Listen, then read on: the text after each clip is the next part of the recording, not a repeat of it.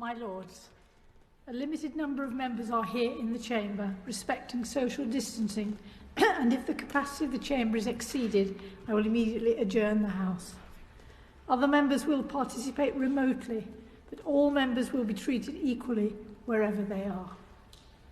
For members participating remotely, microphones will unmute shortly before they are to speak. Please accept any on-screen prompts to unmute. Microphones will be muted after each speech. I ask noble lords to be patient if there are any short delays as we switch between physical and remote participants. I should remind the House that our normal courtesies in debate still very much apply in this new hybrid way of working. House to be in committee on the Agriculture Bill. A participants' list for today's proceedings has been published and is in my brief, which members should have received. I also have lists of members who have put their names to the amendments or expressed an interest in speaking on each group. I will call members to speak in the order listed. Members' microphones will be muted by the broadcasters except when I call a member to speak. Interventions during speeches or before the noble lord sits down are not permitted, and uncalled speakers will not be heard. During the debate on each group, I will invite members, including members in the chamber, to email the clerk if they wish to speak after the minister. I will call members to speak in order of request and will call the minister to reply each time. The groupings are binding, and it will not be possible to degroup an amendment for separate debate. A member intending to press an amendment already debated to a division should have given notice in the debate. Leave should be given to withdraw amendments. When putting the question, I will collect voices in the chamber only. If a member taking part remotely intends to trigger a division, they should make this clear when speaking on the group. We will now begin. House to be in committee on the Agriculture Bill, Lord Gardner of Kimble. My Lords, I beg to move that the House do now resolve itself into a committee upon the bill. Baroness Butler-Sloss. Rather unusually, my Lords, I'm not speaking to support an amendment, but to oppose some. I live in Devon. I owned Dartmoor Ponies, and I share the concerns of Dartmoor Ponies Association and the other Dartmoor groups about some of the amendments in Part 1 of this bill on financial assistance. These groups have no criticism of the present clauses, and the financial assistance proposed is much welcome. What we are concerned about are the amendments should not be accepted, and there are two in the first group about which I would wish to speak. Amendment 17 and Amendment 27. The effect of these amendments either exclude or reduce the preservation of the semi-wild Dartmoor ponies on Dartmoor. Amendment 17 doesn't include native ponies on that amendment because the definition of wildlife would not include it. So there's a problem with using the word concerns.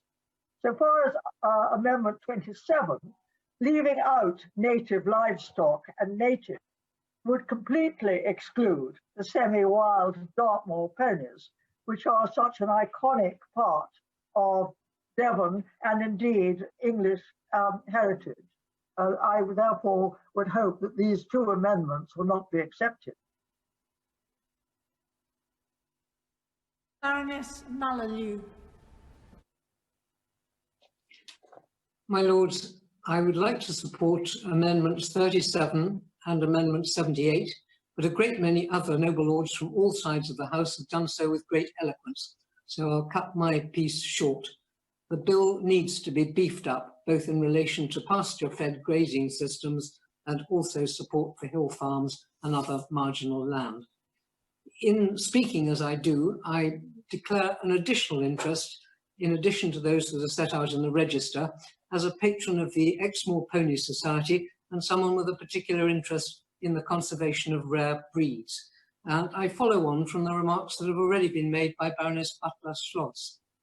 Version 1 of the Agriculture Bill contained no provisions such as that which is now set out in Clause 1G, which provides for the possibility of financial assistance for conserving native livestock, native equines, or genetic resources relating to any such animal.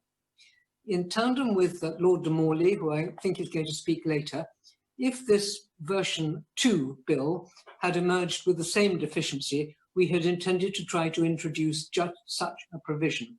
So I'm therefore grateful that this second version made good that deficit as a result of a number of approaches from the Rare Breed Survival Trust and many others, and I don't doubt, assisted by the Secretary of State for the Environment's personal knowledge and appreciation of the value of the British lock pig, a breed on the endangered species list. It's therefore with some dismay that I saw Lord Lucas's Amendment 27, which proposed to widen the clause from native livestock to all livestock, and at a time when we all know that funds are going to be very limited. Were he to succeed, he would so water down the provision that the very purpose of this subclause would be rendered pointless. The explanatory notes to the bill say that it is to provide financial assistance for measures to support the conservation and maintenance of UK native genetic resources related to livestock or equines. A dilution of such funds as are likely to be available would necessarily weaken our ability to meet our obligations under HE Target 13 of the Biodiversity Convention and the United Nations Sustainable Development Goal 2.5, both of which require us to conserve the diversity of our livestock breeds. The amendment would remove something which I believe could be a means of encouraging and incentivizing farmers to invest in rare and native breeds, many of which have gone already. My lords, we're only just at the very beginning of appreciation of the genetic bank which we possess in relation to our native breeds. We're only just beginning to carry out widespread genetic testing, which is revealing just how precious and potentially valuable some of those genetic qualities are. A genetic ability to cope with extreme weather conditions, such as that possessed by Baroness Butler-Schloss's Dartmoor Hill Ponies, the ability to thrive on inferior pasture, like the Exmoor pony, docility, good mothering abilities, not running to excess fat, like George Eustace's British lock pigs, have not just an actual value, but a potential one, which is as yet often unknown. Some people still keep these breeds because they like them, out of tradition, out of sentiment, or local culture, which is not to be regarded as unimportant. But without an incentive to farmers to conserve them, which is often the case at present, many have been lost and many more are under threat. This subclause 1G is their lifeline, and I hope that it won't be cut. Lord de Morley. My lords, I'd like to speak briefly on my noble friend Lord Lucas's amendments 5, 17 and 27 in this group, and in doing so I declare my interests first as a landowner and land manager, and secondly as master of the horse. My concerns centre on the fact that the breeds of semi-wild native ponies on Dartmoor, Exmoor and in the New Forest are in particular in some cases on the critically endangered list, yet represent important gene pools which we would lose at our peril. These genetic resources could offer us a sustainable way to increase food production and/or improve our capacity to adapt to climate change. They could also help us tackle the emergence of new animal or indeed plant diseases by contributing to a breadth of genetic traits. As we found in areas such as plant science, genes from ancient species really can help us tackle 21st century problems. These ponies do not fit neatly within the wildlife definition any more than they fit neatly into the livestock definition. Amendments 5 and 17 could mean that the potential financial support and protections currently offered by the bill for semi-wild pony herds is significantly impaired. For very much the same reason, like the noble Baroness Lady Mallew, I have significant, perhaps greater concerns about Amendment 27. Removing the word native would, it seems to me, destroy the whole reason behind the clause, changing its meaning entirely. The explanatory notes explain that the intent behind the wording in the bill is related to the conservation and maintenance of UK native genetic resources relating to livestock or equines. As the noble Baroness Lady Mallew said, Amendment 27 might also, I fear, inhibit the UK's ability to comply with our obligations under the Aichi Target 13 of the Biodiversity Convention and Sustainable Development Goal 2.5, which require us to conserve the genetic diversity of the UK's livestock breeds. In fact, if Amendment 27 were upheld, it could lead to the waste of a great deal of public money, because it would support investment in any breed without differentiation. So, my lords, I'm afraid I cannot therefore support these amendments. The opposition to Amendment 27 to take out the word native has come from several lords, de Morley, Baroness Molyneux and Baroness Butler-Slosh. I support them in this amendment. I think it is unwise to broaden this clause. My lords, I'm grateful to all noble lords who've spoken on their amendments today, and we have indeed had a very wide-ranging debate, and many of those amendments have set the scene for more detailed discussions that we will have elsewhere in the bill as we journey through it. My lords, I have enormous sympathy with the points raised by the noble Lady Baroness Butler-Sloss, my noble friend Baroness Mallew, and the noble Lord de Morley about the need to value and to preserve our rare native breeds, such as Dartmoor and Exmoor ponies. Like them, I question the intent of Amendments 17 and 27, when the original wording in the bill did seem to address the issues better. And I hope that the noble Lord the Minister can confirm that there is that support for semi-wild native breeds and that that support will continue. I will also say that I agree with the noble Baroness Lady Young of Old School and the noble Baroness Lady Jones of Whitchurch and my noble friend Lord Trenchard that the construction of this bill is deliberately, broadly in its words, so that we can embrace almost everything that has been raised on many of the matters, but there will be some amendments that I will have to say the government is very clear upon, and I think if I mention ponies and other breeds when we come to it, that is the context of where the government has problems with some of the amendments.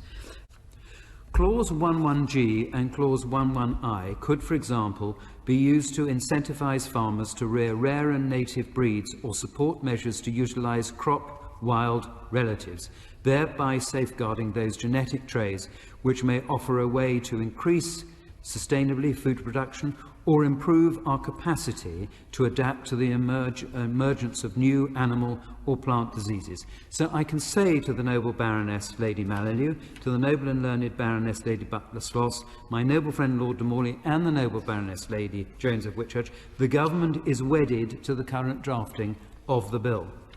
I'm grateful to my noble friend the Minister for his comments on my Amendment 74 about how incentives might be paid slightly differently for those farms responding to what is already offered by the bill. My lords, meanwhile, I beg to withdraw Amendment 1. Is it your lordship's pleasure that this amendment be withdrawn? Amendment by leave withdrawn.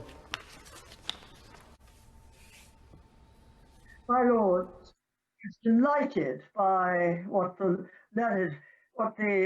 noble Lord the Minister had to say about native breeds.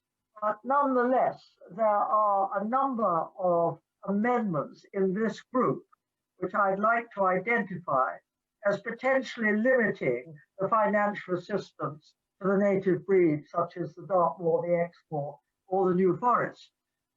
Those are Amendment 10, Amendment 15, Amendment 30, Amendment 64, Amendment 85, and Amendment 103.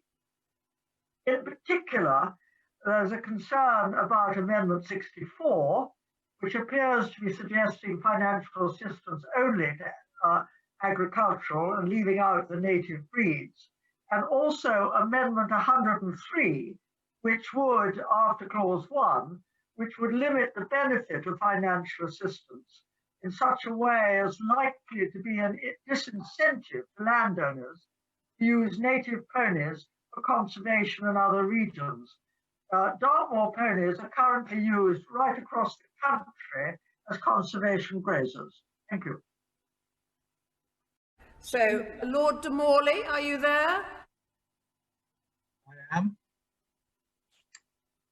My Lords, I want to speak briefly about Amendment 103, the impact of which would be to limit the range of activities benefiting from the Secretary of State's financial support outlined in the bill. In line with my comments on the last group of amendments, I consider that to do so would risk closing off the incentives for farmers and landowners to use native equines for conservation grazing in regions away from where they're traditionally bred. For Dartmoor, for example, this would dramatically shrink the size of the sink where the rare genetics of the Dartmoor Hill Pony, whose benefits I spoke of in my comments on the last group, would be safely held. Such ex situ sinks are essential if the populations on Dartmoor ever needed to be replenished. For example, if the semi-wild herds on the moor were devastated by disease. This would risk the loss of the rare genetics such ponies hold and which are so important to surviving and grazing on the uplands, creating habitats for wildlife. It would shrink a market selling native ponies as conservation grazers and exacerbate animal welfare problems. If not sold, semi-wild native ponies, which must leave the upland herds in order to comply with to number limits imposed by DEFRA agri-environment schemes, will be culled. So I'm very concerned by this amendment. I also have to say I'm very mindful of what the noble and learned Baroness Lady Butler-Sloss and my noble friend Lord de Morley have said about the use of native breeds. The government is currently developing the details of the ELM scheme with stakeholders, including eligibility criteria. The ELM discussion document was reopened on the 24th of June. My Lords, the government's view is that the bill as drafted strikes that right balance between affirming the government's support to fund farmers, foresters and land managers under future schemes and providing a helpful degree of flexibility in designing future schemes. Lord Addington. My Lords, I thank the Minister for his usual courteous and informed reply on this. However, the point that I was actually trying to raise seems to have got slightly lost, i.e. where does he find out who is going to be eligible? If the answer is we don't know, I think we might have to come back and dig again to find out exactly where that is placed. But at the moment, I beg leave to withdraw the amendment. Is it your Lordship's pleasure that this amendment be withdrawn? Amendment by leave withdrawn.